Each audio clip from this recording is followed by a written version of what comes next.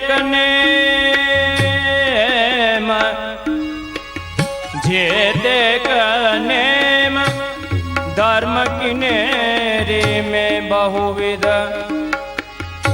अंग अंग भई हूँ तो श्रवणमयी रे जे ते कने धर्म किनेरी में बहुविध अंग अंग भई हूँ तो श्रवणमयी रे।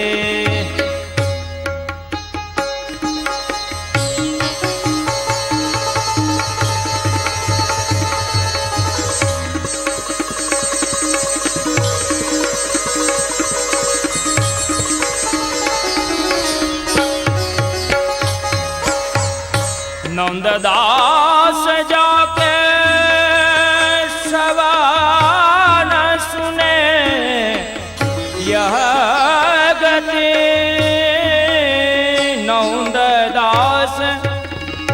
नंददास जाके सवान सुने यह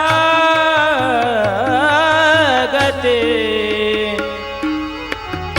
माधुरी मूर्ति के धोखे से दये रे कृष्ण नाम जपते श्रवण सुनो रे आले भोले रे भवन हो तो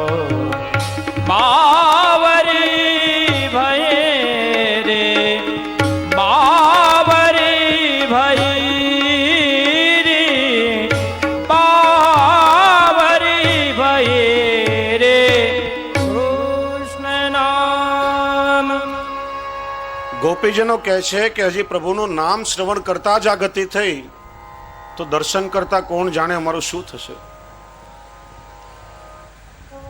કેવલ પ્રભુના નામનું સ્મરણ કર્યું છે, શ્રવણ કર્યું છે, તે તો સાન ભાન ભૂલીને ગોપીજનોએ દોટ મૂકી છે નંદાલય તરફ.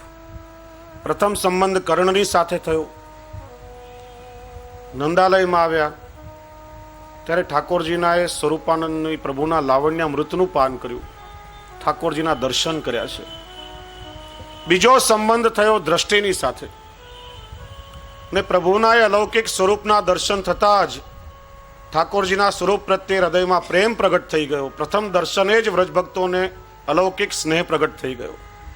ત્રીજો સંબંધ થયો છે હૃદયની સાથે. એટલા માટે જીવાત્માને પહેલો સંબંધ જ પ્રભુનો નામની સાથે થાય છે. રૂપ નામ વિભેદેના જગત ક્રીડતી યો યત. ભગવાન બે પ્રકારે આ જગતમાં ક્રીડા કરે છે. એક ભગવાનનું પ્રગટ સ્વરૂપ જેના માટે દર્શન કરી શકીએ, જેમની સેવાદી કરી શકીએ, અને બીજું ભગવાનનું નામાત્મક સ્વરૂપ કર્ણ દ્વારા શ્રવણ કરીને જેનો અનુભવ કરી શકાય. ભગવાન કોને કહેવાય? ઐશ્વર્ય, વીર્ય, યશ, શ્રી, જ્ઞાન અને વૈરાગ્ય, 6 ધર્મો, 6 ભગ જેનામાં હોય ભગવાન. આ 6 ધર્મો જેમ ભગવાનના સ્વરૂપમાં બિરાજે છે, એમાં 6 ધર્મો ભગવાનના નામમાં પણ બિરાજે છે. એટલા માટે શ્રી મહાપ્રભુજી સમજાવે છે કે નામ સેવા એ સ્વરૂપ સેવાનું પ્રવેશ દ્વાર છે. નામ સ્મરણ કરતા કરતા પ્રભુની લીલાઓનું અવગાહન કરી અને એનો અનુભવ પણ કરી શકાય છે. જેમ પતંગના દિવસો હોય, પતંગ દોર ઊંચે આકાશમાં ઉડી રહી હોય, એક દોરી સાથે બંધાયેલી હોય, પણ એ દોરીના વડે જે દિશામાં ચાહે ત્યાં પેલું બાળક પતંગને વાળી શકે છે. કોઈ પતંગ કપાઈને જતી હોય અને કોઈ બાળકના હાથમાં આવશે શું? દોરી. પણ બોલશે શું? પકડ્યો છે, પકડ્યો છે. એનો અર્થ કે દોરી મારા હાથમાં છે તો પતંગ પણ મારા હાથમાં જ હશે. એમ ભગવાનનું સ્વરૂપ એ પતંગ છે ને નામ એ દોરી છે. જો નામ રૂપી દોરી તમારા હાથમાં રાખશો તો પ્રભુના સ્વરૂપને પ્રાપ્ત કરવામાં પણ વિલંબ નહીં થાય. એટલા માટે સતત પ્રભુના નામનું સ્મરણ કરો, એ નામ દ્વારા પ્રભુનો અનુભવ કરો. કારણ કે આ સુંદર જીભ ઠાકોરજી આપણને આપી છે અને જીભનો ધર્મ જ ભગવત ગુણગાન બની જવું જોઈએ. એટલા માટે જેમ ઠાકોરજીનું સ્વરૂપ મધુર છે, પ્રભુની લીલાઓમાં અનંત કોટી માધુર્ય રહેલું છે, એમ પ્રભુના પ્રત્યેક નામમાં પણ અલૌકિક માધુર્ય રહેલું છે. જીવ જ્યારે જ્યારે પ્રભુના નામનું સ્મરણ કરે છે ત્યારે સંસારના પ્રત્યેક દુઃખોનું એને વિસ્મરણ થઈ જાય છે. સંસારની વસ્તુઓ કે સંસારના નામ કે સંસારની ક્રિયાઓ હોય ક્યારેક ને ક્યારેક દુઃખદાયક બને છે. તમે ક્યારે અનુભવ કરી જુઓ. 2-3 લાખ રૂપિયાની પેલી કિંમતી ઘડિયાળ ખરીદી હોય, તમને બહુ જ ગમતી હોય, એની સામે જોઈને ઘડિયાળ ઘડિયાળ ઘડિયાળ કેટલી વાર બોલી શકો. સારામાં સારી ગમતી કાર તમે ખરીદી હોય પણ એ પાસે 5 મિનિટ ઉભા રહીને પણ આમ કાર કાર કાર કેટલી વાર આપણે બોલી શકીએ, કંટાળો આવી જાય. અને આજે ગમતી વસ્તુઓ પર આવતીકાલે અણગમો પણ થઈ શકે, પણ અનંત કાળથી જીવ ઠાકોરજીના નામનું સ્મરણ કરે છે ને પ્રભુના નામનું સ્મરણ કરતા કરતા ક્યારે પણ કંટાળો આવ્યો હોય એવું લાગ્યું નથી. અને જીવ જ્યારે પ્રભુનું સ્મરણ કરે છે ત્યારે દુઃખોનું વિસ્મરણ થઈ જાય છે. દુઃખો ઓછા થતા નથી, દુઃખ તો દુઃખ રહેવાના જ છે, પણ જીવ એ દુઃખને ભૂલી જાય છે ને એટલા માટે દુઃખનો અનુભવ આપણને થતો નથી. હું ઘણીવાર એક પ્રસંગ કહેતો હોઉં છું કે એક ગુરુ અને શિષ્ય જંગલમાંથી પસાર થઈ રહ્યા હતા. ઘનઘોર અડાબીડ જંગલ હતું. ભર જંગલમાં આવ્યા ત્યાં જોરથી સિંહની ડળક સંભળાઈ. સિંહની ગર્જના સાંભળી અને પેલા ગુરુજી પલાઠી વાળી અને બેસી ગયા અને પ્રભુના નામ સ્મરણમાં મસ્ત બની ગયા, સમાધિ લાગી ગઈ. શિષ્ય દોડીને બાજુના એક ઝાડની ઉપર ચડી ગયો. થોડી વાર થઈ એક ભયંકર વિકરાળ સિંહ ત્યાં આવ્યો. પેલા ગુરુજીને સૂંઘ્યા, 2-4 પ્રદક્ષિણા કરી અને ત્યાંથી ચાલ્યો ગયો. આ સિંહ જ્યારે દ્રષ્ટિની મર્યાદાથી દેખાતો બંધ થયો એટલે પેલો શિષ્ય ઝાડ પરથી નીચે ઉતર્યો. ગુરુજીને સમાધિમાંથી જગાડ્યા, કહ્યું, ગુરુજી ઉઠો, ચાલો, સિંહ ક્યારનોય ચાલ્યો ગયો, હજી ઘણી સફર બાકી છે, આપણે આગળ ચાલીએ. ગુરુજી જાગ્યા, બંને આગળ ચાલવા લાગ્યા. થોડેક જ દૂર ગયા હશે ત્યાં એકાદ મધમાખી આવીને પેલા ગુરુજીની પીઠમાં ચટકો ભર્યો. ગુરુજી આમ પીડાથી આકુલ વ્યાકુલ થઈ ગયા, પીડાથી કણસવા લાગ્યા. શિષ્યને આશ્ચર્ય થયું, પૂછો, આજ્ઞા આપો તો એક પ્રશ્ન પૂછું. થોડી વાર પહેલા એટલો વિકરાળ ભયંકર સિંહ તમારી પાસે હતો, છતાં તમે જરા પણ વિચલિત થયા નહીં, અને એક મધમાખીએ તમને ડંખ માર્યો અને તમને પીડાથી આટલા આકુલ વ્યાકુળ થઈ ગયા, એનું કારણ શું? ત્યારે ગુરુજીએ આપેલો જવાબ આપણે બધાએ કાળજામાં કોતરવા જેવો છે. એમણે કહ્યું કે વત્સ, સિંહ જ્યારે મારી પાસે હતો ત્યારે હું નામ સ્મરણ દ્વારા પરમાત્માના ધામમાં પહોંચ્યો હતો, પ્રભુની જોડે હતો, એટલા માટે મને પીડાનો અનુભવ થયો નહીં. અને મધમાખી કરડી ત્યારે હું તારી સાથે ચાલી રહ્યો છું, એટલા માટે મને પીડાનો અનુભવ થાય છે. દુઃખો તો સંસારમાં આવવાના જ છે, પણ જીવ જ્યારે પ્રભુના નામનું સ્મરણ કરે છે ત્યારે બધા જ દુઃખો વિસરાઈ જાય છે. એ દુઃખો પછી આપણને દુઃખ લાગતા નથી, એ દુઃખો આપણને દુઃખી બનાવી શકતા નથી. ને એટલા માટે શ્રી મહાપ્રભુજી આજ્ઞા કરી છે, તસ્માત સર્વાત્મના નિત્યમ શ્રી કૃષ્ણ શરણમ મમ વદદ ભિરેવ સતતમ. જો શ્રી મહાપ્રભુજી આપણા પર કેટલી કૃપા કરી છે. અષ્ટાક્ષર મહામંત્ર જેવા અમૂલ્ય મહામંત્રનું આપણને પુષ્ટિજીવોને આચાર્ય ચરણે દાન કર્યું છે. કારણ કે ઘણી વખત મનમાં પ્રશ્ન થાય, પહેલાના યુગોમાં ઋષિ મુનિઓ તપ કરતા હતા, જપ કરતા હતા, યજ્ઞો કરતા હતા, તત્કાળ એમનું ફલ પણ મળતું હતું. આજે અમે દરરોજ આટલી માળાઓ કરીએ છીએ, આટલા યજ્ઞોના યજન કરીએ છીએ, આટલું કર્મ કરીએ છીએ, પણ એનું ફળ જોઈએ તેવું મળતું નથી. એના કારણો છે. પહેલી વાત તો એ કે કહેવાય છે કે વેદમાં 6.5 કરોડ મંત્ર છે. દરેક મંત્રની આગળ ઓમકાર એટલે કે પ્રણવ અથવા તો હ્રીમ શ્રીમ ક્લીમ આ બધા બીજ મંત્રો, બીજાક્ષરો લાગે છે. દરેક મંત્રોના જાપ કરવાના પ્રકાર જુદા જુદા છે, એની ક્રિયાઓ જુદી જુદી છે. કેટલાય શાપિત મંત્રો પણ છે, એનું આપણને પૂરું જ્ઞાન હોતું નથી. અને એટલા માટે અજ્ઞાનતાથી કરેલા મંત્રોનો જાપ ઘણી વખત વિપરીત પરિણામ આપનારો પણ થઈ જાય છે. આપણે ત્યાં એવું કહેવાય છે, એક વાર્તા આવે છે કે એક બ્રાહ્મણ તો એના લગ્ન થયા, એની પત્ની માંદી પડી, મરણ પથારી આવી. કોઈએ ઉપાય બતાવ્યો કે તું ભૈરવીનો જપ કર, ભૈરવી રક્ષતુ ભાર્યામ, તારી પત્ની સારી થઈ જશે. પેલા બરાબર સાંભળ્યું નહીં અને જપ કરવા લાગ્યો કે ભૈરવી ભક્ષતુ ભાર્યામ. એક પછી એક 3 પત્નીઓ એની મરી ગઈ. પાછો પેલા પાસે આવ્યો, પૂછ્યું કે તું કયો જપ કરે છે? તો કે ભૈરવી ભક્ષતુ ભાર્યામ, કે તું ભગવાનને વિનંતી જ ભક્ષણ કરવાનું કરે છે, તો રક્ષણ કેવી રીતે કરે? અવળા ઉચ્ચારથી પણ મંત્રો વિપરીત ફળ દેનારા થાય છે. અને ક્રિયાઓમાં શુદ્ધિકરણ પણ હોવું જોઈએ. આ બધા મંત્રોનો જાપ કરવા માટે સ્થાન, વાતાવરણ અને શરીરની પણ સંપૂર્ણ પવિત્ર અવસ્થા જળવાવી જોઈએ. કોઈ પણ પ્રકારની અપવિત્રતાનું સર્જન થાય તો આ મંત્રો બધા નિષ્ફળ બની જાય છે અથવા વિપરીત ફળ આપનારા થાય છે. પહેલાના સમયમાં એવી જીવન પ્રણાલી અને સાધન પ્રણાલી હતી. જળાશયના કિનારે નગરો કે ગામો વસતા હતા. લોકો જંગલમાં શૌચ કર્મ કરી, જળાશયમાં સ્નાન કરી, પવિત્રતાથી જલાદી ભરીને ઘરમાં આવતા. આચાર વિચાર, પવિત્રતા આદિ સંપૂર્ણ જળવાતા હતા. આજે આપણને લોકોને આચાર વિચાર, એઠવાડો જૂઠવાડો, સૂતક વર્ધી કેટલી ક્રિયાઓનું જ્ઞાન છે અને કેટલું આપણે પાલન કરી રહ્યા છીએ. અને એટલા માટે શ્રી મહાપ્રભુજીએ સ્પર્શ જ દોષ આપણને બતાવ્યો છે સિદ્ધાંત રહસ્યમાં. અને આ સ્પર્શાસ્પર્શનો આજે આપણને જરા પણ વિવેક નથી.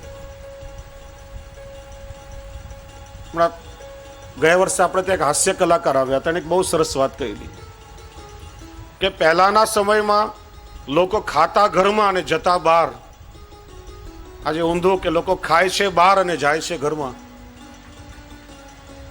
વાસી હાથે સવારે ટુવાલ ઉઠાડીને બાથરૂમમાં મૂકીએ અને સ્નાન કરીને એ ટુવાલથી આપણે ડેલ લૂસીએ તો વાસીપણાનો, સૂતકીપણાનો સંસર્ગ તો રહેવાનો જ છે.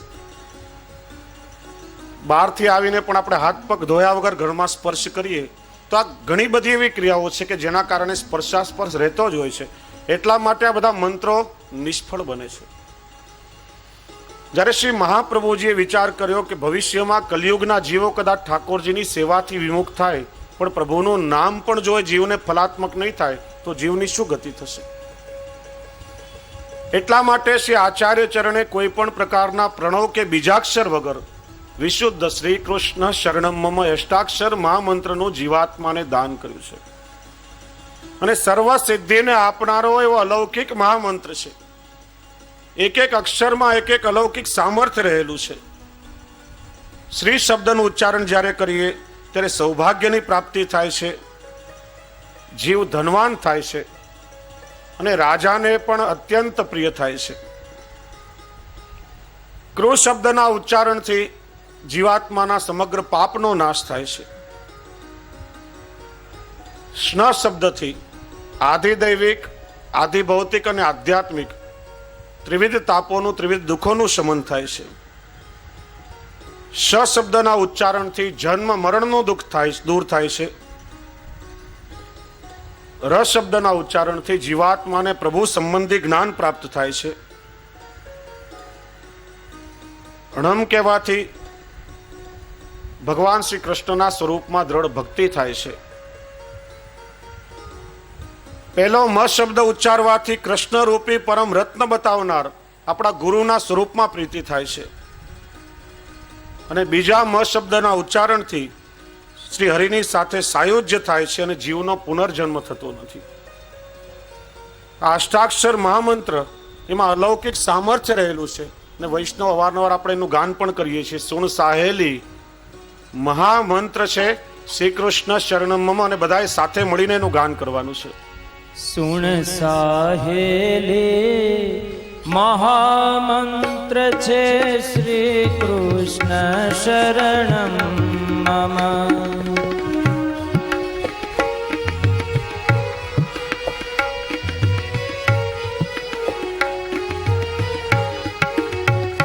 રટ ભાવેથી શ્વાસે શ્વાસે શ્રી કૃષ્ણ શરણમ મમ.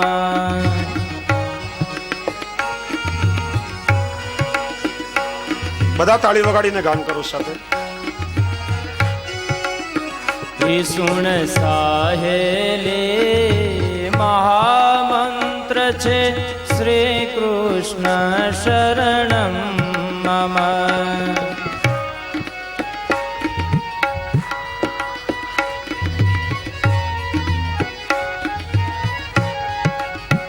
શ્રી મહાપ્રભુજીએ મંત્ર જ આપ્યો છે.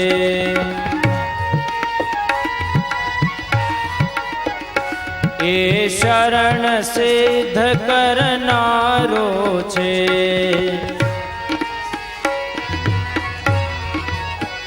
સૌએ માં સાર સમાયો છે.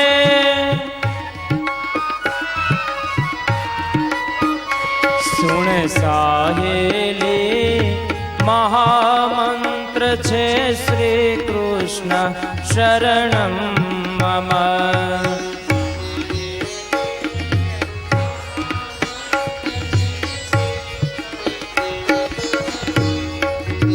હિરટ ભાવેથી શ્વાસે શ્વાસે શ્રી કૃષ્ણ શરણમ મમ.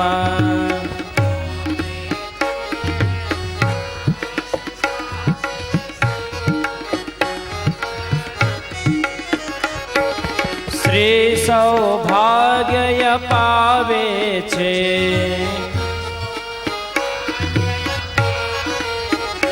એ લક્ષ્મીવાન બનાવે છે.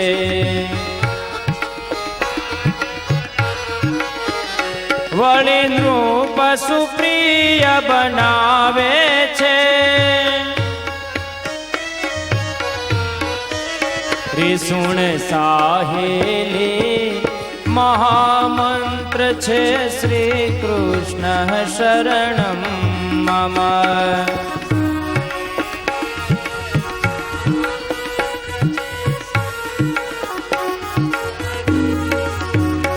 રટ ભાવેથી શ્વાસે શ્વાસે શ્રી કૃષ્ણ શરણમ મમ.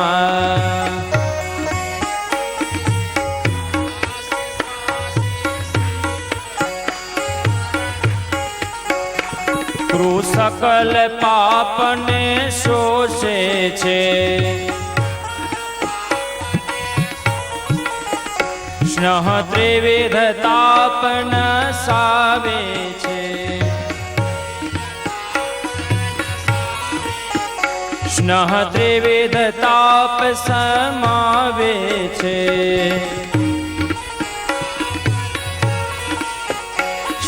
ભવના બંધન કાપે છે.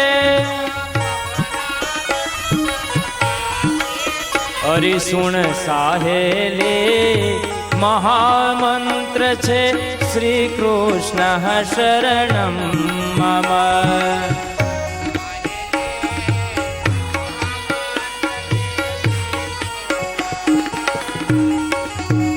રટ ભાવેથી શ્વાસે શ્વાસે શ્રી કૃષ્ણ શરણમ મમ.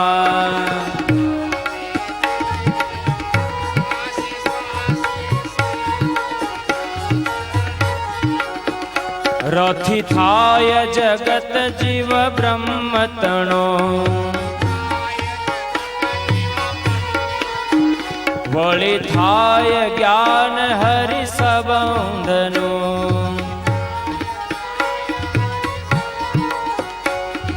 ફલ દે છે દ્રઢ ભક્તિ તણું.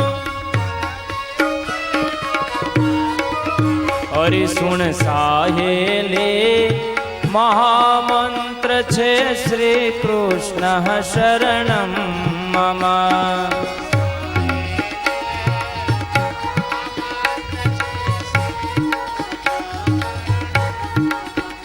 રટ ભાવેથી શ્વાસે શ્વાસે શ્રી કૃષ્ણ શરણમ મમ.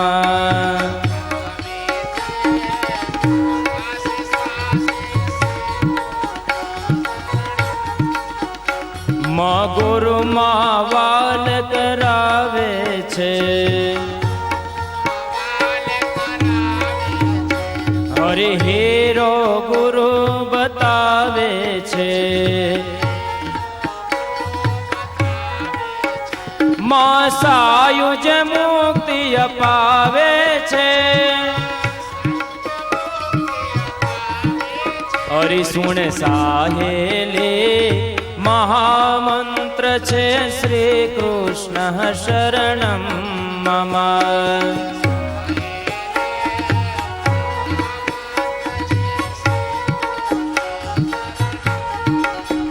રટ ભાવેથી શ્વાસે શ્વાસે શ્રી કૃષ્ણ શરણમ મમ.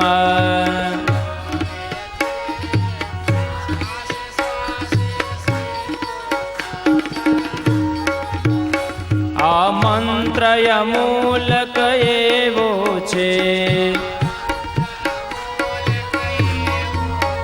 શુભ ઈચ્છિત ફલ દેનારો છે. ભજે દાસ પ્રભુને પ્યારો છે, હરે સુણ સાહેલી મહામંત્ર છે શ્રી કૃષ્ણ શરણમ મમ.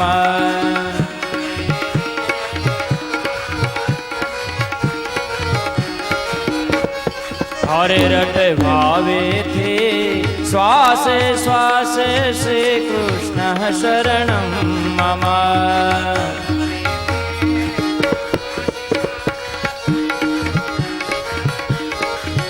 આ મંત્ર મૂલક એવો છે, શુભ ઈચ્છિત ફલ દેનારો છે.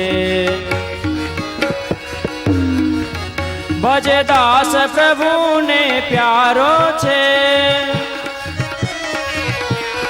હરે સુણ સાહેલી મહામંત્ર છે શ્રી કૃષ્ણ શરણમ મમ.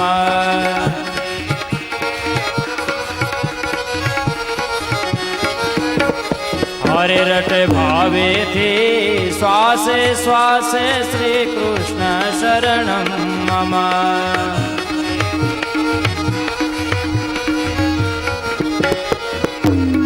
હરે સુણ સાહેલી મહામંત્ર છે શ્રી કૃષ્ણ શરણમ મમ.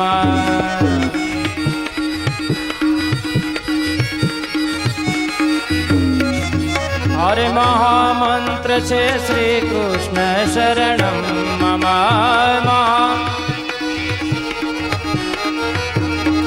હે હરે મહામંત્ર છે શ્રી કૃષ્ણ શરણમ મમ.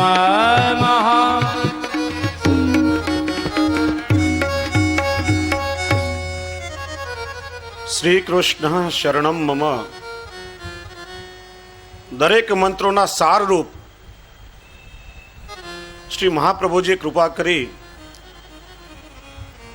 અને આ મહામંત્રોનું આપણને દાન કર્યું છે.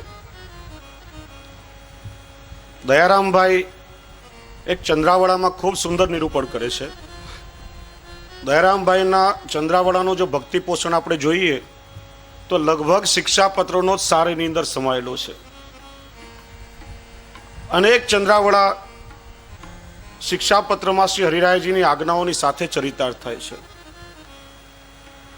અને ખૂબ એમણે સુંદર સમજાવ્યું કે કલી રૂપ આશૌચમાં કોઈ કર્મનો નહીં અધિકાર, અડે ન સૂતક નામને નિર્ભય નિત્ય કરીએ ઉચ્ચાર. ઉચ્ચાર માત્રે અભયપદ આપે, સકલ પાપ સંતાપને કાપે. વેદ શાસ્ત્ર સૌ પુરાણ પુકારે, તો તું હરિહરી શું ના ઉચ્ચારે. દયારામભાઈ આપણને સમજાવે છે કે આ કલિયુગ છે એ આસૌચ રૂપ છે, સૂતક રૂપ છે. અને આ યુગમાં કોઈ પણ કર્મકાંડનો અધિકાર જીવને રહ્યો નથી. વેદો અને શાસ્ત્રોમાં રીતની જે પવિત્રપણાની વિધિઓ લખેલી છે એ આ બધી આ યુગમાં પાળવી મુશ્કેલ છે. એટલા માટે યજ્ઞાદિક કર્મ પણ પવિત્રતા વિદ્વાનો અને એવા યજમાનો ન મળવાના કારણે લોપ થતા જાય છે. હરિના નામને કોઈ પણ અપવિત્રતા સ્પર્શ કરી શકતી નથી અને તેથી જીવ નિર્ભય થઈને પ્રભુનું નામ લઈ શકે છે. સર્વતાપ સમનૈક ભેષજમ કૃષ્ણ નામ જપતો કુતો ભયમ. પશ્યાન મન માત્ર સંગમાત પાવકો પિસ લીલાય તે ધુન. જેવી રીતે રોગોને નાશ કરવા માટે ઔષધિની જરૂર છે, એવી રીતે સર્વ તાપો અને પાપોને ટાળવા માટે શ્રી કૃષ્ણ પરમાત્માના સંકીર્તનની જરૂર છે. કલિયુગ આશૌચ રૂપ છે અને પાછો કલિયુગને દોષોનો નિધિ કયો છે. શ્રીમદ ભાગવતજીમાં સુખદેવજી મહારાજ પરીક્ષિતને કહે છે કે કલેર દોષ નિધે રાજન. કલિયુગ આ દોષોનો નિધિ છે હે રાજા, પણ એમાં એક મોટામાં મોટો સદગુણ રહેલો છે. અસ્તિ એકો મહાન ગુણ કીર્તના દેવ કૃષ્ણસ્ય મુક્ત સંગા પરમ વ્રજેત.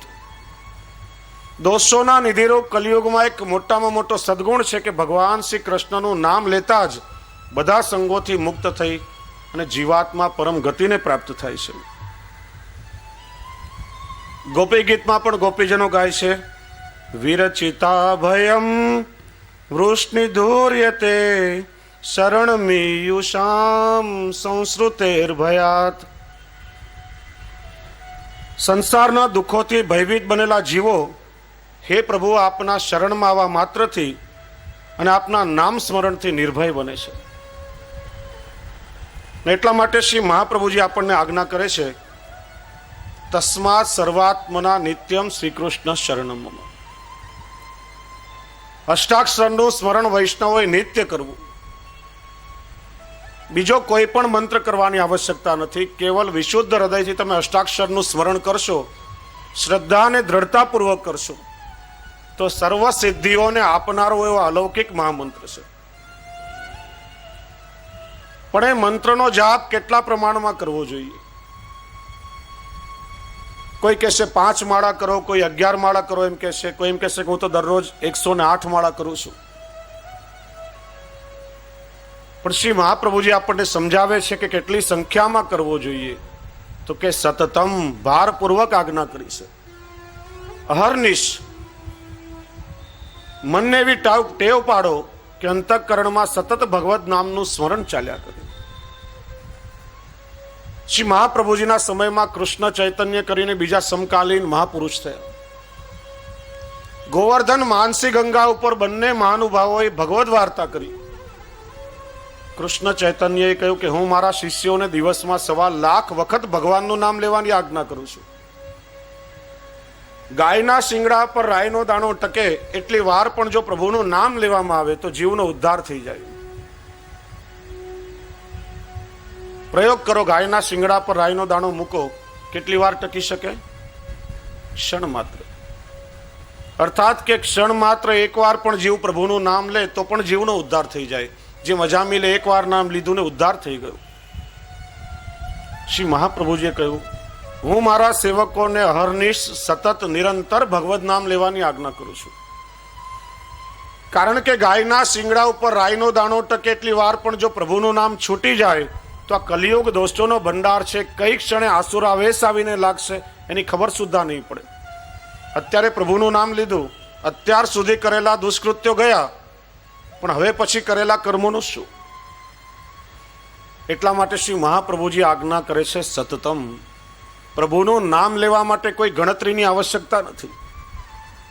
ગણતરી વેપારમાં હોય, વાણિજ્યમાં હોય, પણ આ તો ભગવદ નામનો વેપાર છે. અને એટલા માટે જ કહ્યું કે બડો ધન હરિજન કો હરિ નામ. પ્રભુનું નામ છે મોટામાં મોટું ધન છે. એના જેવું ઉત્તમ ધન આ જગતમાં બીજું કોઈ નથી ને ભગવત ભક્તોનું સૌથી કિંમતી ધન છે. बड़ो धन हरिजन को हरिनाम, हरिजन को हरिनाम, बड़ो धन हरिजन को हरिनाम. बिन रखवारे चोर न लूटत सोवत है सुखधाम. પેલા રૂપિયા પૈસા પડ્યા હોય તો રાત્રે ઊંઘ આવે નહીં આપણને, એના માટે સિક્યુરિટી રાખવી પડે, દેખરેખ રાખવી પડે. પણ બિન રખવારે ચોર ન લૂંટત સોવત હે સુખધામ, એના માટે કોઈ રક્ષક રાખવાની પણ આવશ્યકતા નથી અને માણસ પ્રભુનું નામ લેતા લેતા નિરાતે આનંદથી સૂઈ શકે છે. बिन रखवारे चोर नहीं चोर, बिन रखवारे चोर नहीं चोर,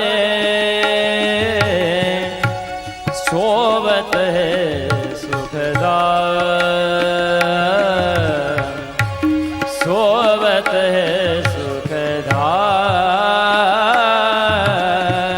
हरिजन को हरि नाम, बड़ो धन हरिजन को हरि नाम. દિન દિન બળો સવાયો દૂનો ઘટત નહીં કછું દામ.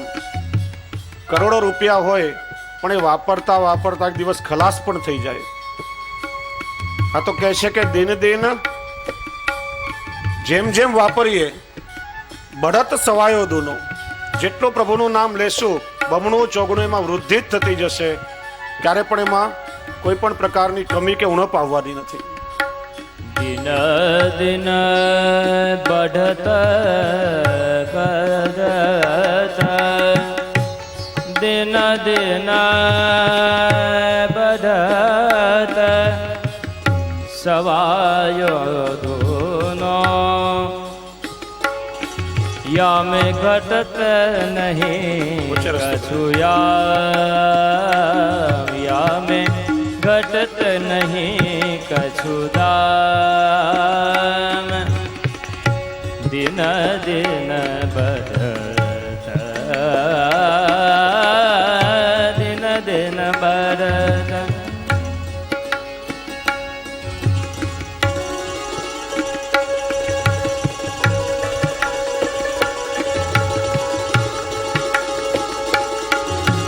सूरदास हरी सेवा जाके પારસ કો કહા કામ. જેની પાસે ઠાકોરજીની સેવા અને પ્રભુના નામનું સ્મરણ જેના હોઠમાં છે, સુરદાસજી કહે છે કે એને પારસ મળીને શું કામ છે? કારણ કે પારસે આપેલું સોનું એ ધન તો ખર્ચાઈ જશે, પણ આ તો પ્રભુના ભક્તો પાસે રહેલું અલૌકિક ધન છે, અલૌકિક મૂડી છે. સુરદાસ સુરદાસ સુરદાસ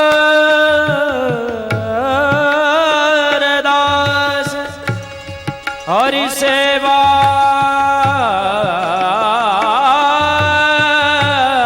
जाके पारस को कहा काम, पारस को कहा काम. बड़ो धन हरिजन को हरि नाम, बड़ो धन हरिजन को हरिजन को हरिजन को हरि नाम. જેટલું વિશેષ લઈ શકાય એ પ્રમાણમાં ઠાકોરજીના નામનું નિરંતર સ્મરણ કરો. એટલા માટે આચાર્ય ચરણ આજ્ઞા કરે છે સતતમ.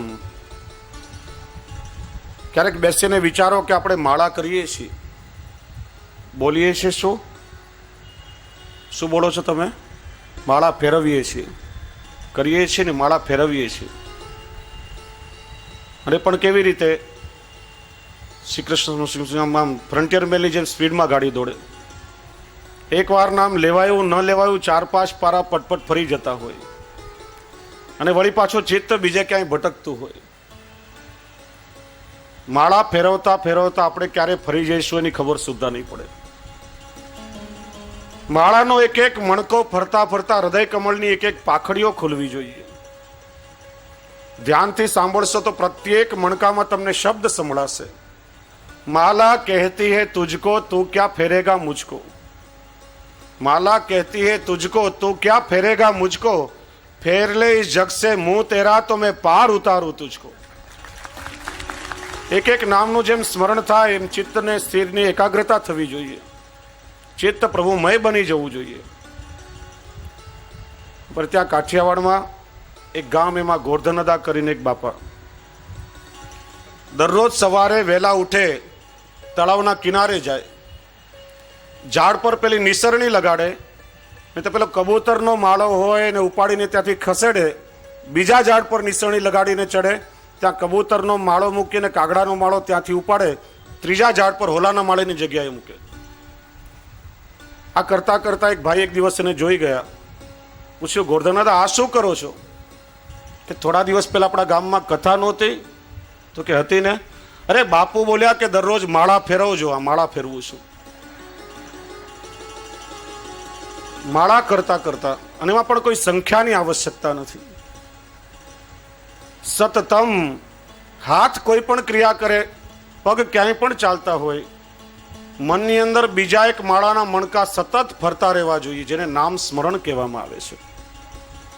5 પ્રકારે પ્રભુનું નામ લઈ શકાય.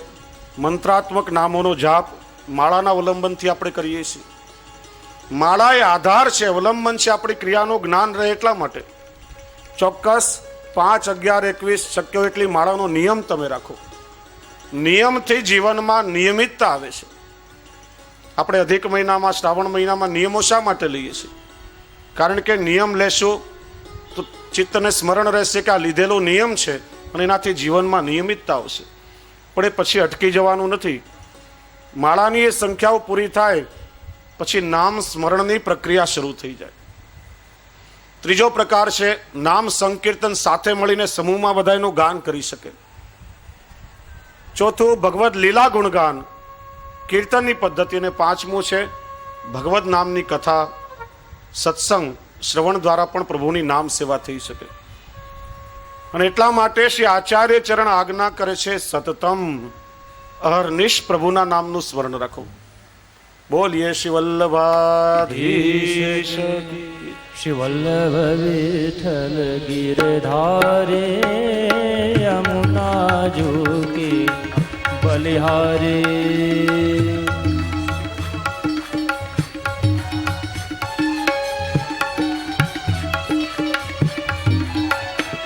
શ્રી વલ્લભ વિઠ્ઠલ ગિરધારે યમુના જોકે બલિહારે.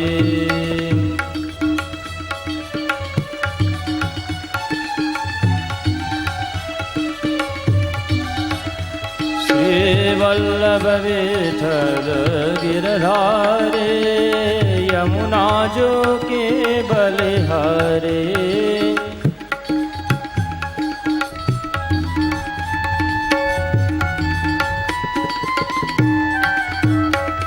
श्री वल्लभ विठ्ठल गिरधारे यमुना जो के बलिहारे.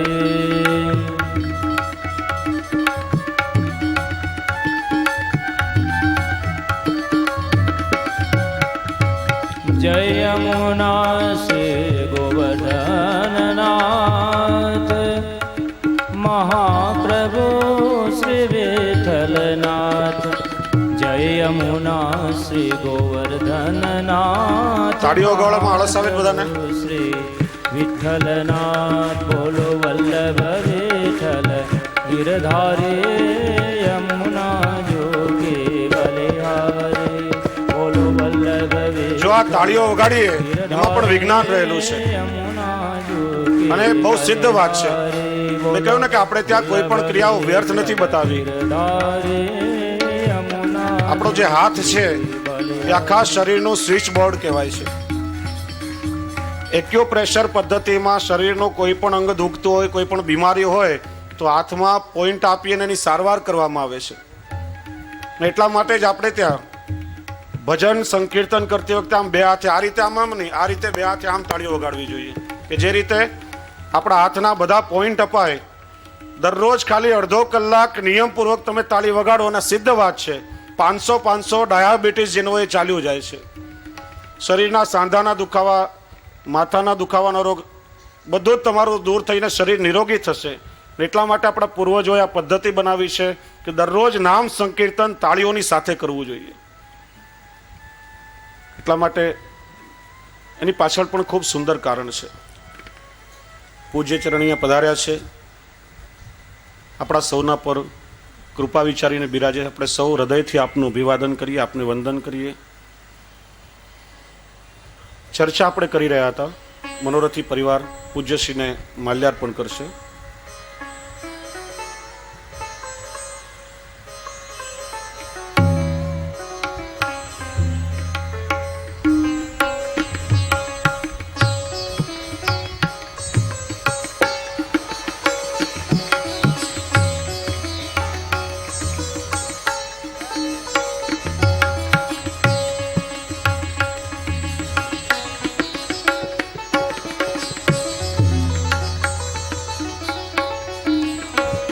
ઠાકોરજીનું નામ લેવા માટે કોઈ સંખ્યાની, કોઈ ગણતરીની આવશ્યકતા નથી. માળાની ક્રિયા પૂરી થાય છતાં પણ સતત ભગવત નામનું સ્મરણ કરો. એક સૌરાષ્ટ્રનું ગામડું ગામ, એ ગામમાં એક સંત રહે, દરરોજ 108 માળા કરવાનો નિયમ. સંતને ઘણા બધા લોકોના કાર્યો હોય, અનેક લોકોના કાર્યો સિદ્ધ કરવાના હોય. ઘણી વખત પેલી 108 માળા કરવાની સંખ્યા બાકી રહી જાય. આ સંતનો નિયમ કે દરરોજ ગામને પાદરે બેસીને એમના પ્રવચનો થાય, આખું ગામ પાદરે બેસીને સાંભળે. અને એ વખતે સંતના હાથમાં એક બેરખું, 27 મણકાની માળા, એને બેરખું કહેવાય, એ હાથમાં ફર્યા કરે. નામ સ્મરણ પણ ચાલે અને એમના પ્રવચનો પણ થાય. એ રીતે 108ની સંખ્યા પૂરી કરે. એકવાર એ સંતના પ્રવચનો થતા હતા, એમણે જોયું કે આગળ એક દરિદ્ર જેવી કોઈ ગરીબ બાઈ બેઠી હતી. બહારથી કોઈ માણસ આવ્યો, પેલી બાઈના કાનમાં કંઈ કહ્યું. એની પાસે એક મેલી એવી જોડી થેલી પડી હતી, એમાંથી રૂપિયાનું બંડલ કાઢી પેલા માણસને આપ્યું અને લઈને પેલો માણસ ચાલ્યો ગયો. સંત આ બધું જોતા હતા.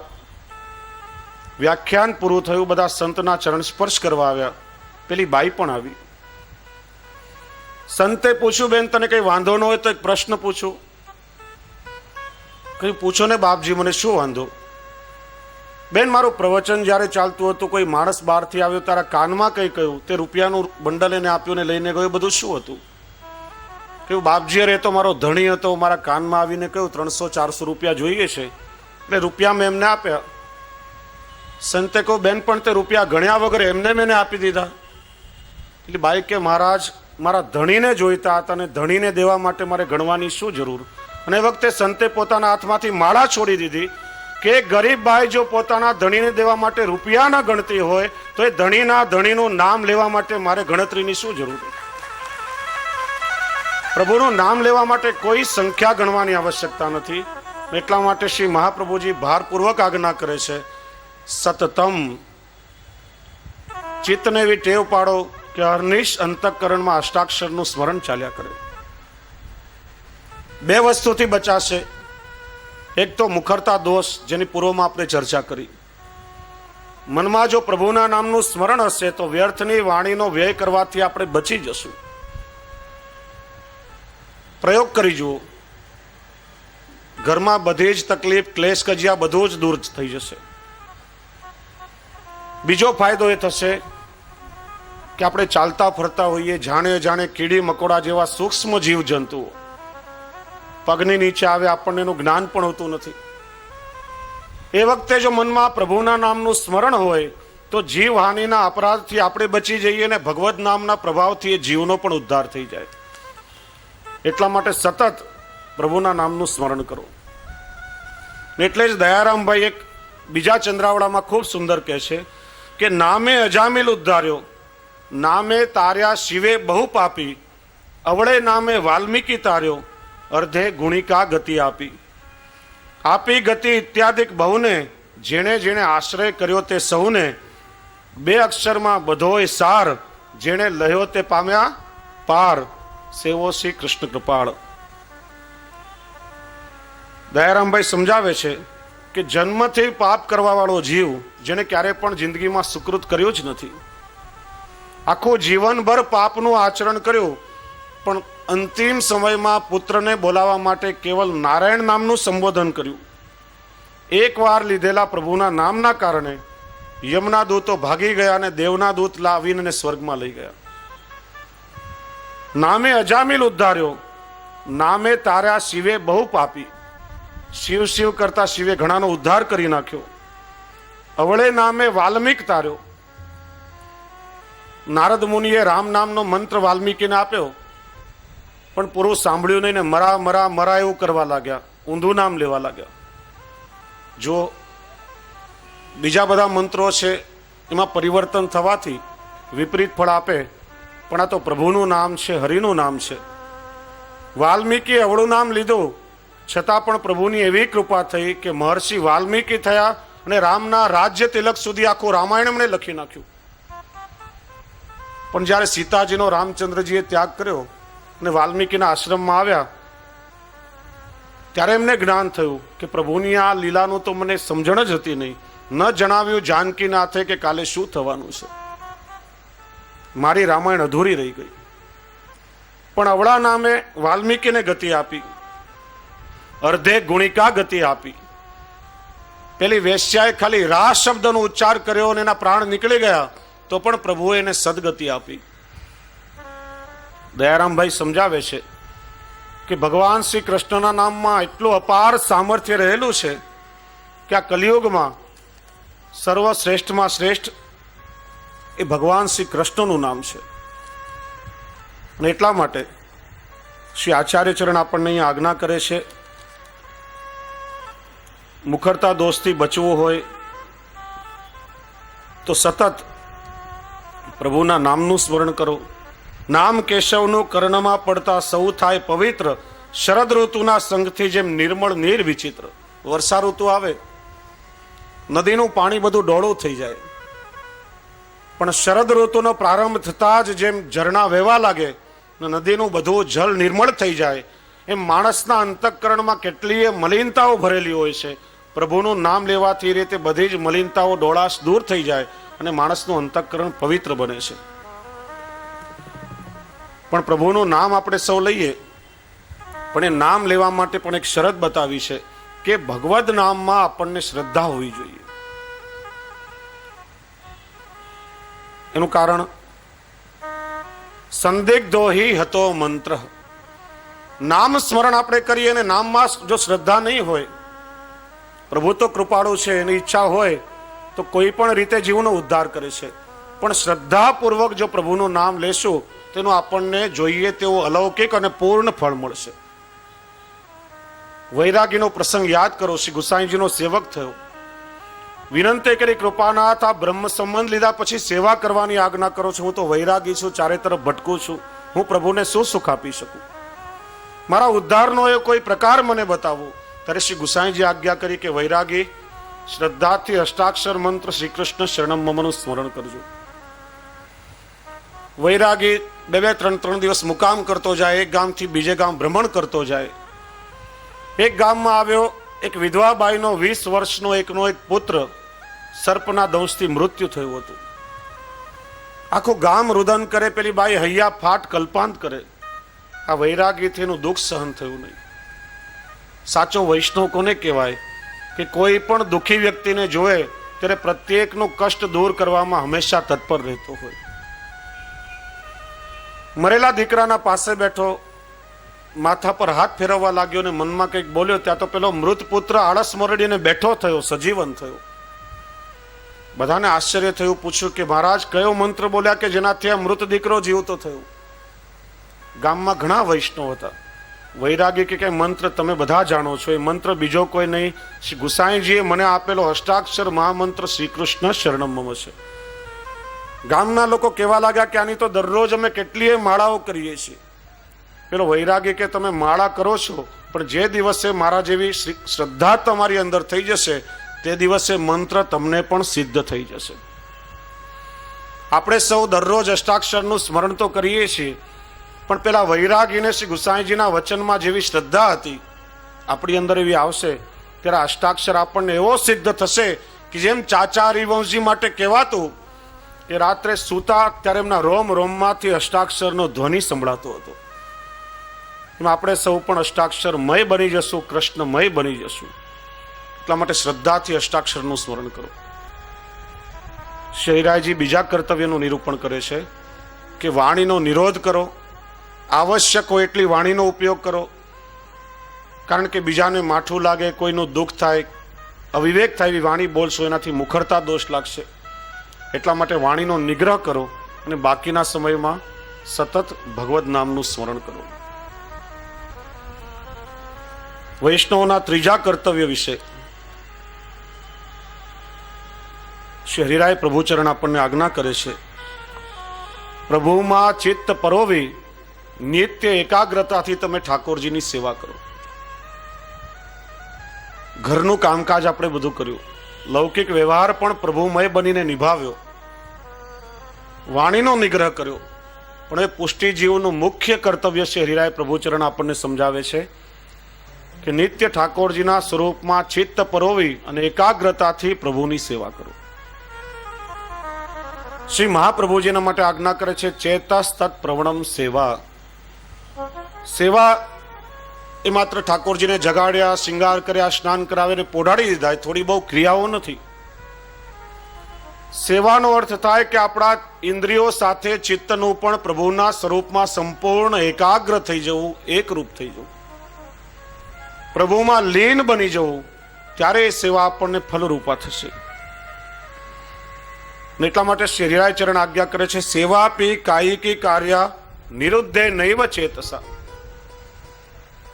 મનનો નિગ્રહ, પહેલા વાણીના નિગ્રહની વાત કરી, હવે અહીંયા મનના નિગ્રહનો પ્રકાર સમજાવે છે. મનનો નિરોધ એટલે સંસારની દરેક ક્રિયાઓમાંથી મનને ખસેડી ને પ્રભુના સ્વરૂપમાં સંપૂર્ણ મનને પરોવી પ્રભુમય બની જાઓ, ત્યારે ઠાકોરજીના સ્વરૂપાનંદનો અનુભવ તમને થવા લાગશે. વૈષ્ણવો, ગઈકાલે આપણે ચર્ચા કરી હતી કે કોઈ પણ ક્રિયા આપણે કરીએ, ઇન્દ્રિયોની સાથે સાથે જ્યારે મનની એકાગ્રતા સધાય ત્યારે ક્રિયામાં પૂર્ણતા આવે છે. આપણે કાર ડ્રાઈવ કરી રહ્યા હોઈએ, હાથ સ્ટેરિંગ ઉપર છે, પગ આપણા ક્લચ અને બ્રેક ઉપર છે, મન ક્યાંય ભટકતું હોય તો ગાડીનો ક્યાંય એક્સિડન્ટ થઈ જવાની સંભાવના પણ ખરી. ડ્રાઇવિંગ કરતી વખતે સંપૂર્ણ ચિત્તની એકાગ્રતા હોય તો સફળતાપૂર્વક ડ્રાઇવિંગ કરી શકાય. અહીંયા આપણા સંપૂર્ણ જીવનને વહન કરવાનું છે. શ્રી મહાપ્રભુજી આપણને સમજાવે છે કે પુષ્ટિ માર્ગમાં સાધન પણ ભગવત સેવા છે અને એનું ફલ પણ ભગવત સેવા છે.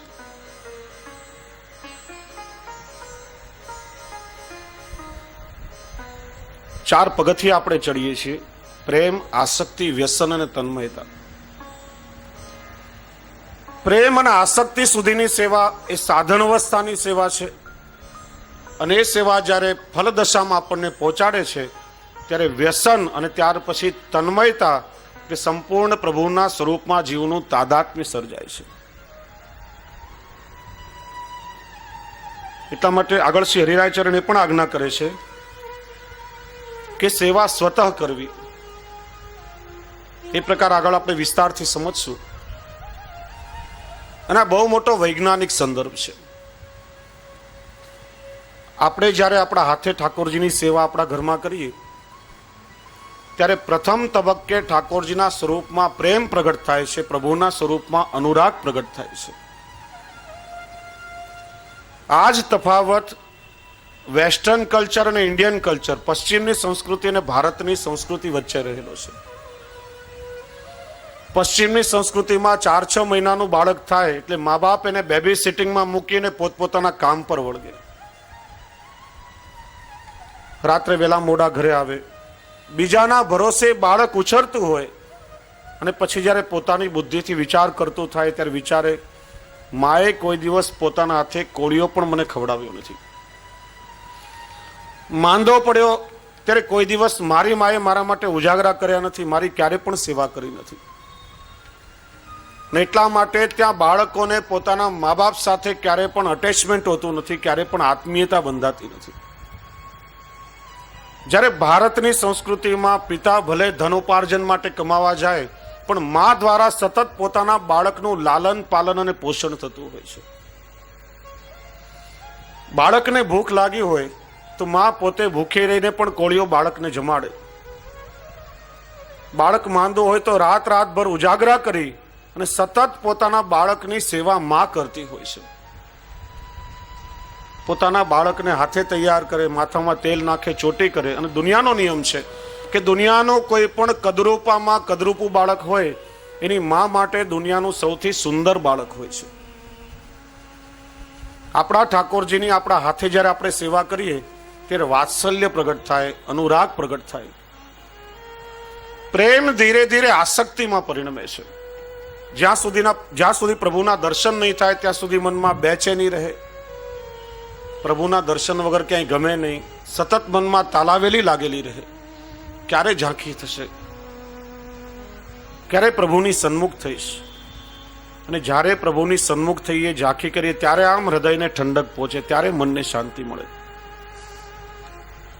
आसक्ति किसे कहते हैं? जो आ सकती है मगर जा नहीं सकती उसे आसक्ति कहते हैं. સંસારમાં મન હશે તો સંસાર આસક્તિ ઉત્પન્ન થશે. ઠાકોરજીના સ્વરૂપમાં મનનો નિગ્રહ કરશો તો ધીરે ધીરે આપણું મન ભગવદ આસક્ત બનશે. આ સાધન અવસ્થા છે અને સાધન દશાની જેવા આપણને એ સેવા ફલ દશામાં પહોંચાડે છે, ત્યારે જીવ વ્યસન અવસ્થાને પ્રાપ્ત કરે છે. વ્યસન શબ્દ લૌકિકમાં તમે ઘણી વખત સાંભળ્યો હશે, હમણાં જ એની ચર્ચા કરી. અનેક પ્રકારના વ્યસન જીવાત્માને હોય છે. સંસ્કૃતમાં વ્યસન એટલે દુઃખ. આ વ્યસન માણસને બંધારણમાં બાંધે છે અને માણસને દુઃખી બનાવે છે. કારણ કે કોઈ પણ પ્રકારનું બંધારણ માણસને થાય એના વગર ચાલતું નથી. એ દુઃખનું મોટામાં મોટું કારણ છે. આ લૌકિક વ્યસનની વાત છે. તમે જો કોઈ પણ જગ્યા પર ધર્મસ્થાન હોય, ધાર્મિક ચર્ચાઓ થઈ રહી હોય, સત્સંગ થઈ રહ્યો હોય, ત્યાં વ્યસનની વસ્તુઓ પર પ્રતિબંધ હોય, મોટા બોર્ડ મૂકેલા હોય કે અહીં વ્યસનનો ઉપયોગ કરવો નહીં.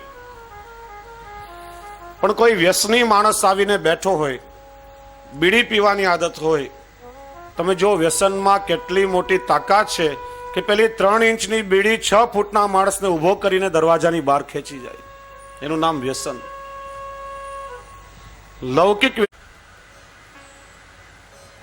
અને શ્રી આચાર્ય ચરણ એના માટે આજ્ઞા કરે છે, તસ્ય સેવા પ્રકુર્વિતમ યાવત જીવમ સ્વધર્મતઃ ન ફલાર્થમ ન ભોગાર્થમ ન પ્રતિષ્ઠા પ્રસિદ્ધ.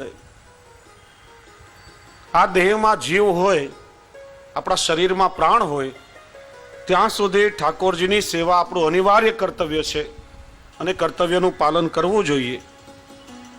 પણ એ સેવા લૌકિક ભોગો ભોગવવા, લૌકિક ફળોની આકાંક્ષાએ કે લૌકિકમાં આપણને પ્રતિષ્ઠા કે પ્રસિદ્ધિ મળે હેતુથી નહીં થવી જોઈએ. નહીં તો એ સેવા નિષ્ફળ થઈ જશે. એનું અલૌકિક ફળ તમને નહીં મળે. ક્રિયાના રૂપમાં નિષ્ફળ નહીં થાય, પણ એ સાધન દશાની સેવાનું જે અલૌકિક ફળ આપણે પ્રાપ્ત કરવું છે, ઠાકોરજીના સ્વરૂપાનંદની અનુભૂતિ. ને એટલા માટે પુષ્ટિજીવો ઠાકોરજીની સેવા આગળ ચતુર્વિધ મોક્ષને પણ તુચ્છ ગણે છે. 4 પ્રકારના મોક્ષ, સાલોક્ય, સાયુજ્ય, સામીપ્ય અને સાર્ષ્ટી. આ 4 પ્રકારના મોક્ષ એવા છે કે પ્રભુના સ્વરૂપમાં, ભગવત ધામમાં, ભગવત શ્રીઅંગમાં જીવ વિલીન થઈ જાય છે. પણ કોઈ પણ મોક્ષ દ્વારા ભગવાનના સ્વરૂપાનંદની અનુભૂતિ થતી નથી.